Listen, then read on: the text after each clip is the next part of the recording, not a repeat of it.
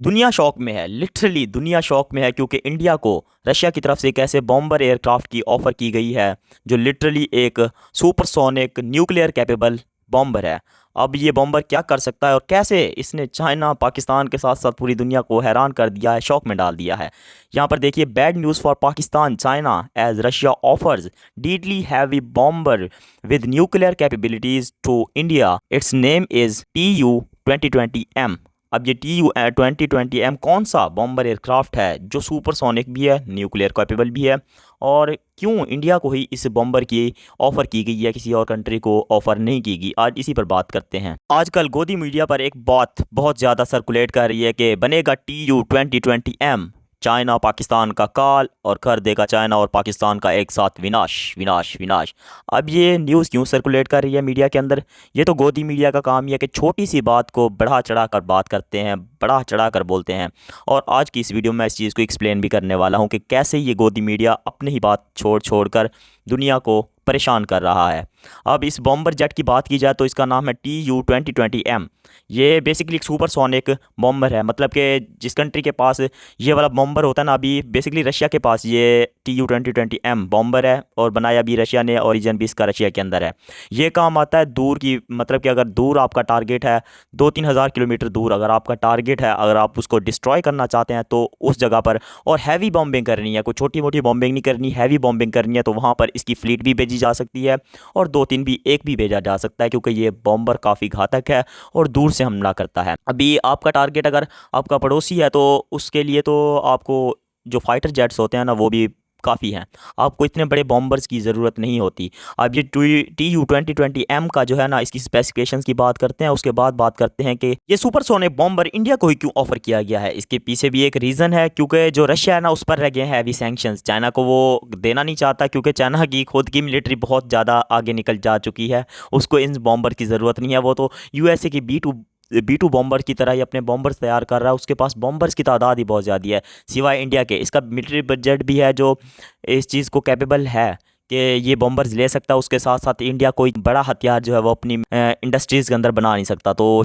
Russia को दिख रहा था मौका कि उसने छक्का मारने की कोशिश की है। अभी बात करते हैं इसकी स्पेसिफिकेशंस की और इसके साथ ही आगे बात करते हैं कि ये इंडिया को ही क्यों ऑफ़र किया गया और क्या बोलता है इंडिया इसके बारे में। तो इसकी जो स्पेसिफिकेशंस हैं कि ये बॉम्बर क्या कर सकता है, तो इसकी अगर स्पीड की बात की जाए तो वो है सुपरसोनिक। अब सुपरसोनिक कितनी नहीं है कि 10,000 किलोमीटर पर आवर की स्पीड से जाएगा, नहीं, ये जाता है 2,000 किलोमीटर पर घंटा की रफ्तार से, फी घंटा की रफ्तार से जा सकता है। 2000 किलोमीटर अभी एक फाइटर जेट की ही रफ्तार पकड़ सकता है, 4th जनरेशन की, क्योंकि ये एक बॉम्बर है तो बॉम्बर इतनी ज़्यादा रफ्तार कैरी नहीं कर सकते। ये है सुपरसोनिक, इसलिए ये इतनी रफ्तार को जो है वो कैरी कर रहा है, इतनी स्पीड को कैरी कर रहा है। उसके साथ साथ अगर इसकी रेंज की बात की जाए ना, तो एक मैसिव रेंज के साथ ये आता है जो है 3000 किलोमीटर पर, मतलब कि अपने टारगेट को जाकर हिट करके वापस आ सकता है। 3000 किलोमीटर एक ह्यूज नंबर होता है मेरे देखने से। आप कैसा सोचते हैं वो आप पर डिपेंड करता है, लेकिन मैं सोचता हूँ कि 3000 बहुत बड़ी चीज़ है, क्योंकि एक फ़ाइटर जेट इतना नहीं कर सकता।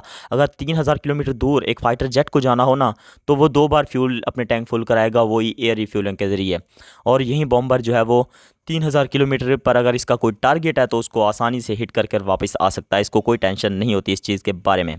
उसके साथ साथ अगर बात की जाए ये कितना पेलोड कैरी कर सकता है, तो ये बताया जाता है कि 125 टन के साथ ये फ्लाई कर सकता है, उड़ान भर सकता है, और भी 125 टन बहुत बड़ा नंबर होता है। तो उसके साथ साथ अगर बात की जाए ना, मिसाइल कितने कैरी कर सकता है, क्योंकि जो बॉम्बर्स होते हैं ना, वो मिसाइल्स और बॉम्ब बहुत ज़्यादा कैरी कर सकते हैं, लेकिन ये उतने नहीं कर सकता। ये कर सकता है 12 से लेकर 15 मिसाइल्स को कैरी कर सकता है, उसके बाद बॉम्ब्स को भी कैरी कर सकता है। अभी आप बोलोगे कि B2 स्प्लिट जो है वो कितने बॉम्ब कैरी कर सकता है, कितने मिसाइल्स कैरी कर सकता है, तो B2 स्प्लिट जो है ना, वो एक स्टेल्थ बॉम्बर है, वो इससे ज़्यादा ही बॉम्ब्स वगैरह जो है वो कैरी कर सकता है, और वो इतना ह्यूज है, उसका बजट ही आप सुनकर ना, उस एक एयर स्टेल्थ बॉम्बर के बजट मतलब $2 बिलियन का एक B2 स्प्लैट आता है बॉम्बर। और उसके साथ साथ अगर इसकी बात की जाए ना, तो ये ऐसे 20 आ सकते हैं, उसी एक बॉम्बर की कीमत पर ये 20 आ सकते हैं, इतना महंगा है वो बॉम्बर। और जो चीज़ महंगी होती है ना, वो काम की भी बड़ी होती है, तो B2 से तो इसको मिलाना छोड़ ही दें। अभी बात कर रहे थे इसकी, तो ये 12 से लेकर 15 जो है वो बॉम्ब्स कैरी कर, वो मिसाइल्स कैरी कर सकता है, और अपने टारगेट पर हिट कर वापस भी आ सकता है। माना जाता है कि काफ़ी ये जो बॉम्बर है ना, काफ़ी शानदार है। लेकिन मैं आपको कुछ दिन पहले की न्यूज़ बताता हूँ। TU-2020M इसने बड़ी उड़ान रशिया से। अभी ये सर्विलांस कर रहा था हवा के अंदर और जाकर इसका बोलते हैं कि इंजन के अंदर जो है वो आग लग गई।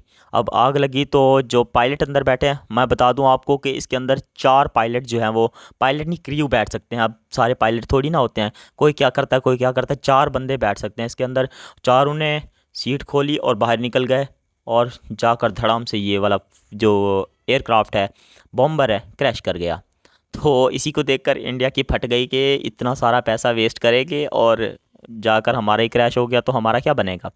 तो इसीलिए इंडिया कह रहा है नहीं, ये बहुत महंगा है, इसकी कॉस्ट बहुत ज़्यादा है, हम इसको मेंटेनेंस नहीं जो है वो प्रोवाइड प्रॉपरली नहीं कर सकते और हमने कोई प्रॉपर वार में अभी नहीं जाना तो हमें इसकी कोई ज़रूरत नहीं है। तो सीधी सीधी बात है कि इंडिया का बजट भी इतना नहीं है कि इसको अफोर्ड कर सके। वो अभी एयरक्राफ्ट्स को अफोर्ड नहीं कर पा रहे, फाइटर जेट्स को अफोर्ड नहीं कर पा रहे। उनके जो फाइटर जेट्स हैं वो 90s के दौर के हो चुके हैं, पुराने हो चुके हैं।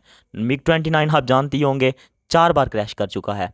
इनके जो जैगवार्स हैं और सुखोई Su-30 जो है वो 90s के दौर के हैं, किसी काम के ज़्यादा नहीं है। बस इनके 36 राफाल आए थे जो अभी नए नए हैं, वो पुराने हो जाएंगे, कोई टेंशन नहीं है उनकी, वो भी पुराने हो जाएंगे। क्योंकि जो चीज़ बाहर से लेते हैं ना आप, उसको कंट्री के अंदर डेवलप नहीं कर सकते तो वो वक्त के साथ साथ पुरानी होती रहती है। तो यही सारा मामला है। इनके MiG-29 जो हैं वो बोलते हैं कि इंजन चेंज किए हैं, उनको जो है वो हमने मॉडर्नाइज़ किया है। लेकिन कुछ ही दिन पहले की खबर है, हवा में जा रहा था, पायलट उड़ा रहा था, पायलट ने किया इंजेक्ट, क्योंकि हो गया तो उसके इंजन फेल। बोलते हैं कि 1-2 इंजन होते हैं उसके अंदर फेल कर गया और फाइटर मैंने वीडियो में भी देखा, धड़ाम से गोल गोल फिरते फिरते सीधा गिरा ज़मीन पर और ब्लास्ट कर गया, क्रैश कर गया। तो यही वजह है अभी इंडिया कहता है कि हम अफोर्ड नहीं कर सकते इस बॉम्बर को। ये जो गोदी मीडिया बोलती है कि इंडिया करेगा चाइना पाकिस्तान को एक साथ ख़त्म, तो ये है सारी बातें। गोदी मीडिया कुछ भी बोलता है तो उसकी बातों पर नहीं करना, बिल्कुल विश्वास यकीन नहीं करना। आपने सिर्फ एक चीज़ है कि करना मेरे चैनल को सब्सक्राइब, बेल बन के आएगी उसको कर लेना, ऑल पे सेट। तब तक मिलते हैं किसी और वीडियो में, तब तक के लिए टाटा बाय बाय।